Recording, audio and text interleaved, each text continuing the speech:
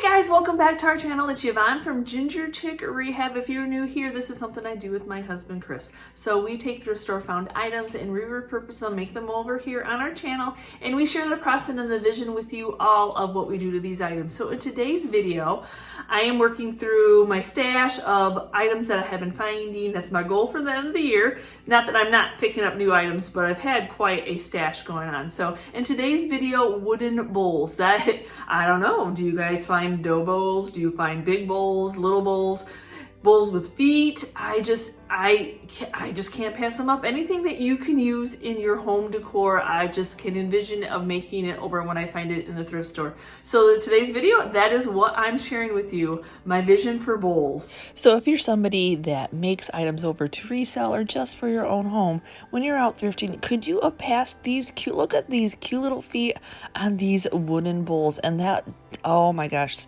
this one is just absolutely gorgeous, and it's metal. We got a couple little small little like dough bowls. Oh my goodness. And then you got this huge one on a stand. Oh my gosh, just priced perfectly at the $7. And this one just absolutely gorgeous. It's already black. It just needs that updated color. So all of these are in rather good shape, even though it looks like this one is not, but it is. It's nice and flat. I don't have too many worries about it. So I'm going to go ahead and get all the tags, all the price tags taken off, and get some Superclean on a rag and get these all wiped down. The only one I'm going to be painting a little bit differently is this metal one because it is metal. So I'm going to go ahead and use just the Rust-Oleum paint and primer one in the flat black to get this sprayed up.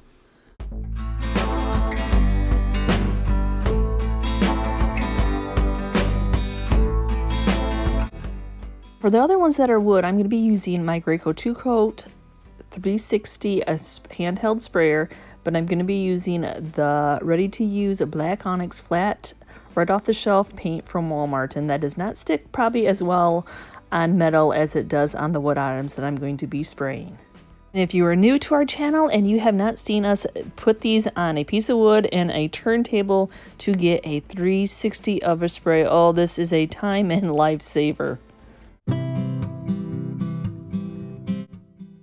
Gotta love flat black because you know when it's dry because it's not shiny anymore. Now to seal these in, I'm going to go in with some Polycrylic matte or satin, whichever one they have at the store on hand, because actually most of these items, pretty much all these items, are going to be staying black today. So far black has been selling really well for us, and these are kind of quick flips getting ready for our open house. And I just repeated the same process, getting the rest of the surface area that I didn't cover the first time covered. And as you can see, one of those bowls does not have anything in the inside, because for my vision for this bowl is to actually sand it down. I know that I painted that outside already black. I was going through the painting process already, so I just want to update. I want to take this orangey outdated look off and then give it a totally new look. So to start off, I'm just going to go ahead with my mouse sander and start working off that top coat and any of that orange stain that's underneath. After I've done what I can with the mouse sander, I'm going to go in with my orbital sander. I have an 80 grit on there right now because I'm trying to take the top coat off. I'm trying to take the stain and the finish off. And then as I get it all off, then I'll go back in with some 220, kind of work my way up so that it's nice and smooth. But yep, it is going to take a little bit of time to get it all done. And then after I get it all done, I'm just going to give it a nice cleaning just with some crud cutter. As I was cleaning it, I'm like, oh, well, you know, I didn't really get that lip sprayed when I flipped. I didn't flip it so it got in the inside. But I was like, you know what? I kind of like that shadow of seeing some of the wood. So I just took some more 80 grit sandpaper, and I'm just going around the edges and just distressing the bottom of it where it has all these detailed areas. And then as I'm trying to get that top little roll piece there, I just put a washcloth underneath where I was sanding. That way I didn't accidentally sand off the bottom of the bowl. That wasn't the area I wanted distressed.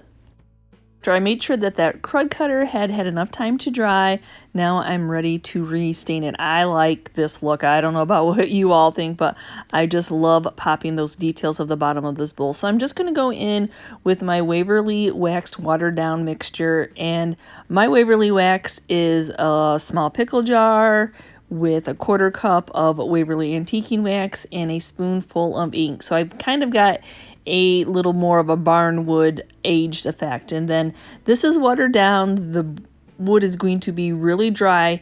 So I'm going to go in gingerly first and get it wet. And then I can tone the color a little bit with the antiquing wax if I'm not quite and I wanted to brighten it up a little bit more browny.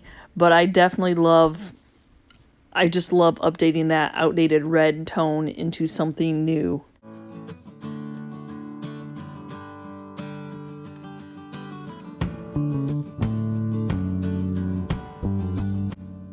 Now for these little dough bowls, we're going to call them trays, little trays. They definitely have some carved detail areas that I want to go ahead and pop.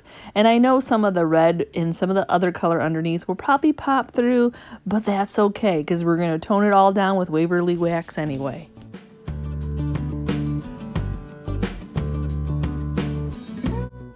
I need to open up that polycrylic so it takes the Waverly antiquing wax. So I'm just going in with some steel wool and getting a little bit of opened area spaces through that polycrylic.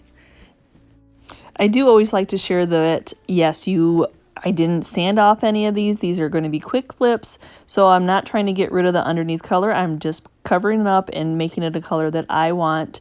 And so, yes, if you are trying this at home and you're like, oh, I see the other color underneath, don't worry. That's the whole distressing part of it. You're supposed to see a little bit of that color. It just gives it more character. So now it's just some straight on antiquing wax by Waverly. The FolkArt brand that you can get from Amazon that I link in my description box is a close match. So yes, just rub it on and rub any of that excess off. I just absolutely love what it does to a black paint. Oh my goodness, it just takes it up a notch. And then I'm going to go ahead and do the same thing. Any of the sharp edges around the rims of these bowls, I'm going to take it down to that underlayer of that natural wood that's there, just some 220 sandpaper, depending on how used and abused my sandpaper is. And then the same exact thing, taking a fine grit sand or steel wool and just opening it up so I can wax it. But I am going to be doing a little bit of paint color on some of the detailed feet areas. So I actually have a little bit of Dixie Belle paint in my hoard, and I want to start testing it out on my small items before I invest in doing a whole piece of furniture quite yet. So this is the coffee bean color. I know that it's just going to be a hue off probably of what the black is, but just give it a little something to make the feet stand out. So now for my next one is the Dixie Belle, the French linen. Now I've used this on a couple stenciling projects and I so far have just absolutely loved this French linen color. So I definitely know that these little feeties will definitely pop.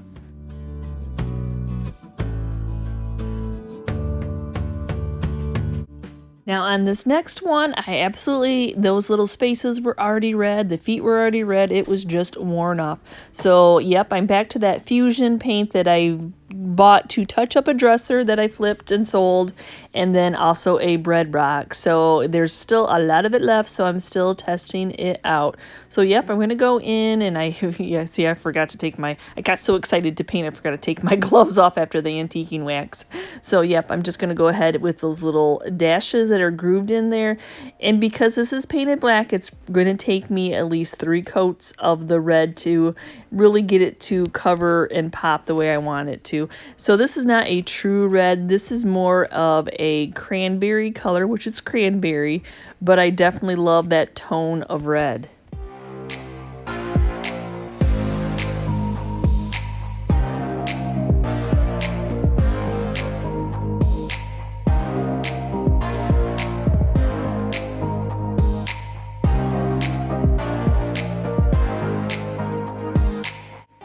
So on this next metal bowl, oh my goodness, I am absolutely in love with the drop cloth color. So before I start painting this, let me share why I'm in love with this color. Okay, so this is my inspiration. So here I am, this beautiful barn set that I had actually picked up. I couldn't help myself. I couldn't wait for any other projects. I wanted to get it done. And so it was $24.99 at a Salvation Army outside of town. And yes, guys, it is cast iron. Oh my goodness. But unfortunately on camera, I don't know if you're picking up how yellow the paint is. It was so yellow, and it only has 3 of the 5 animals.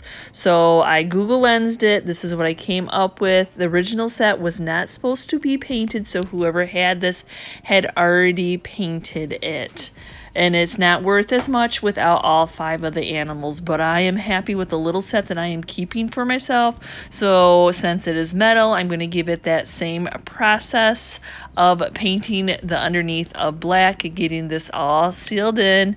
And really, yes, unless it had all 5 animals, which what are the chances of me finding the other 2 animals? Because trust me, I was on eBay looking for them, and yeah, the only one I could find was the rooster, and they want a lot for him. So I had seen a few other sites use this drop cloth color, and I knew that I love drop cloth fabric, and I knew it would go with my crockery that I decorate my house for. I don't have many suppliers, guys, so I had to order off whatever the first company was that I found on Etsy that had it available to buy.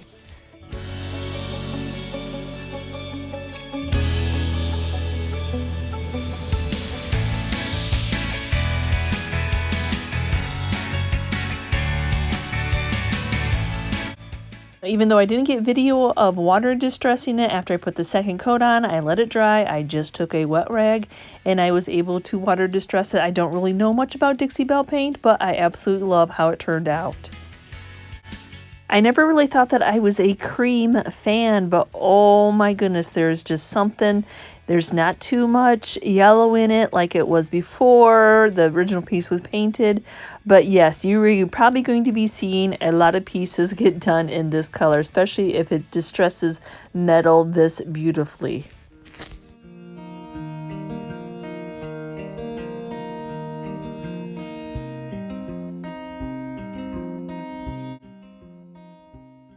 Now after 2 coats of paint, this is what it looks like. Great coverage. Compliments for that. So I'm just taking some wet wipes, some cleaning wipes to distress it, baby wipes, anything that's wet that you have. So now I had actually let this dry overnight, so it was a little bit tougher, but I just find out that, you know, when it comes to these type of paints and you want to distress them, just wet it down a little bit first, take to some sandpaper. This is Dollar Tree that I think I thrifted, so it's not, who knows what grit it is when you get it from the Dollar Tree. It's really not a true grit. But yes, I'm just going over it lightly. I just want all that beautiful detail on this metal bowl to pop.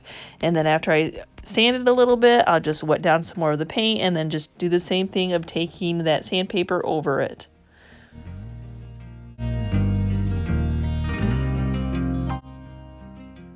Now, when it comes to the 2 bowls, 2 of the bowls we left and we sanded, got that goldy out. And you can see this one didn't stain quite as nicely as I want. But a lot of times what you find is that this is like a popular wood, it's just a different type of wood, that this is just is what it is. Sometimes people put darker stains on them to cover up and make the wood look even. But I absolutely love the mismatching of wood anyway, so this was perfect. So to seal this whole thing in, I'm going to be giving it a couple coats of polycrylic. I don't know if people are just going to be using it as a decor or they're going to use it for fruits or anything like that. The polycrylic, after it cures, most top coats are food safe, guys. I get that question all the time.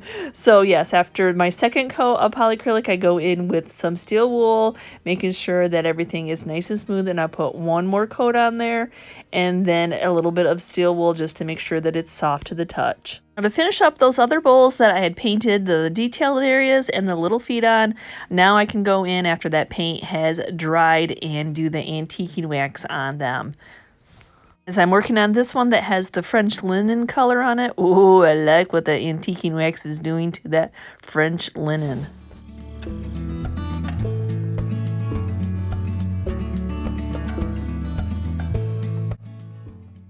And then no, I can't really, I see just a hue of the coffee bean on these little feet, but you know what? It's that tone on tone, and with the antiquing wax tying that wood in together, it's perfect.